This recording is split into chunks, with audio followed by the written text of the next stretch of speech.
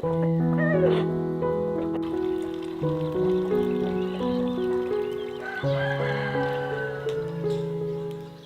sebuah dapur kecil yang berdiri di tepi kebun, pagi selalu datang lebih dulu. Cahaya matahari menembus jendela kayu, sementara udara dingin dan embun yang belum sepenuhnya hilang melingkupi dedaunan di luar.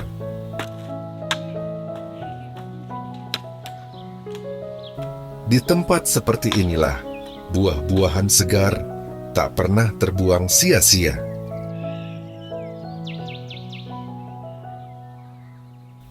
Saat musim panen tiba, pohon-pohon berbuah lebat dan cabang-cabangnya merunduk oleh berat hasil alam.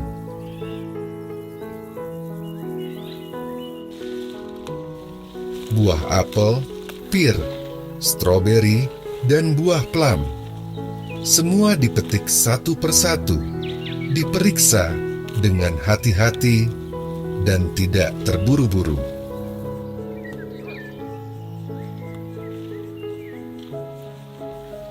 Di pedesaan, panen bukan sekadar soal hasil, tapi juga tentang persiapan.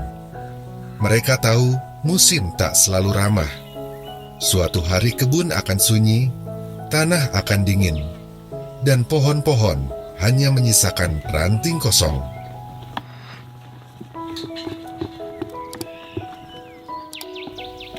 Di banyak kebudayaan tradisional, sejak zaman dahulu, manusia telah mencari cara untuk menyimpan buah supaya bisa dinikmati jauh setelah masa panen.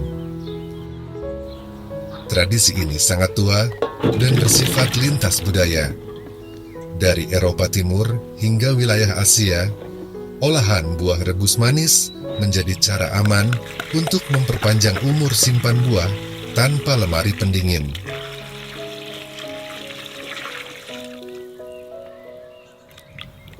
Dalam sejarah kuliner Eropa, minuman dan makanan rebusan buah seperti kompot atau kompote telah dikenal sejak abad pertengahan. Kata kompote sendiri berasal dari bahasa Latin compositus, yang berarti campuran, menandakan berbagai buah yang dimasak bersama dalam sirup gula. Di Eropa Timur, kompot atau komposto menjadi bagian dari kehidupan rumah tangga, digunakan bukan hanya sebagai makanan pencuci mulut, tetapi juga cara untuk mengawetkan buah selama musim dingin ketika buah segar tidak tersedia.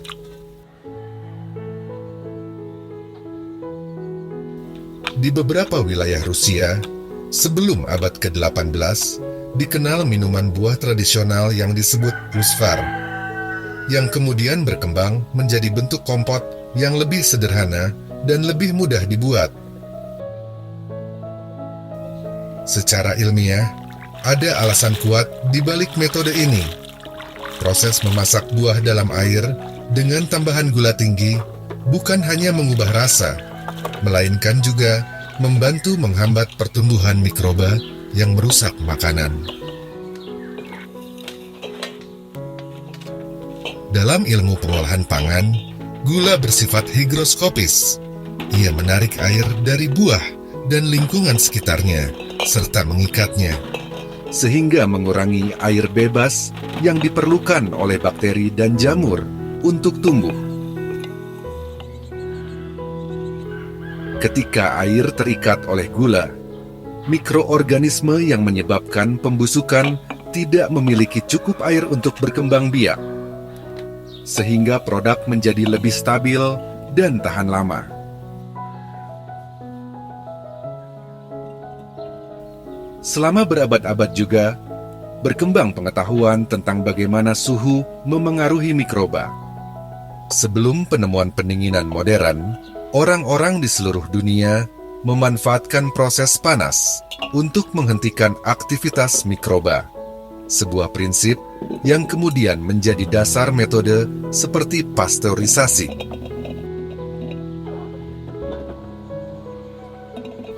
Teknik memasak makanan dalam stoples tertutup dan memanaskannya bertujuan untuk memperpanjang umur simpan berbagai bahan makanan.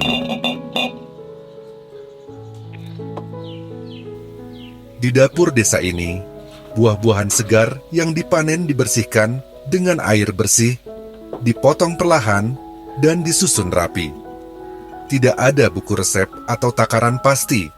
Semua mengandalkan pengalaman turun-temurun. Panci besar diletakkan di atas api kecil, buah dimasukkan bersama air dan gula secukupnya. Api dijaga tetap tenang, karena di desa, memasak bukan soal kecepatan, tetapi tentang kesabaran. Perlahan, uap hangat naik dari panci.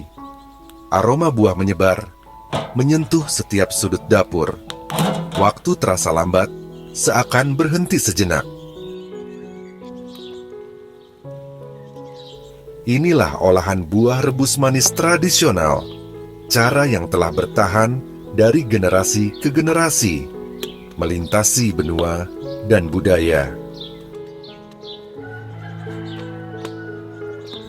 Setelah matang, olahan ini dituangkan ke dalam toples kaca yang telah disterilkan, kemudian ditutup rapat.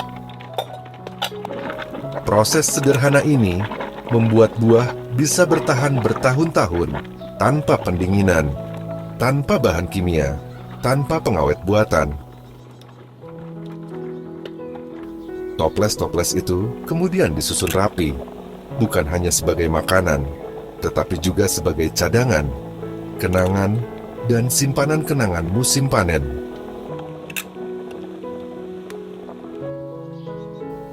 Ketika musim berganti dan kebun tak lagi berbuah, satu toples dibuka, tutupnya diputar perlahan. Aroma yang keluar membawa kembali suasana lama, hangatnya matahari, warna buah, dan suara alam di pagi hari. Rasanya sederhana, tapi penuh makna. Bisa diminum sebagai minuman buah alami, bisa dinikmati hangat di hari dingin, atau menjadi pelengkap hidangan sederhana di meja makan kayu. Di tengah dunia yang bergerak semakin cepat, tradisi ini mengajarkan sesuatu yang sering terlupakan, bahwa rasa bisa disimpan, waktu bisa dihargai, dan cara hidup pelan tetap relevan hingga hari ini. Di dapur kecil itu, di antara kebun dan suara alam, orang-orang desa tak hanya memasak. Mereka menjaga warisan, menyimpan alam. Bukan hanya untuk hari ini, tapi untuk waktu yang panjang.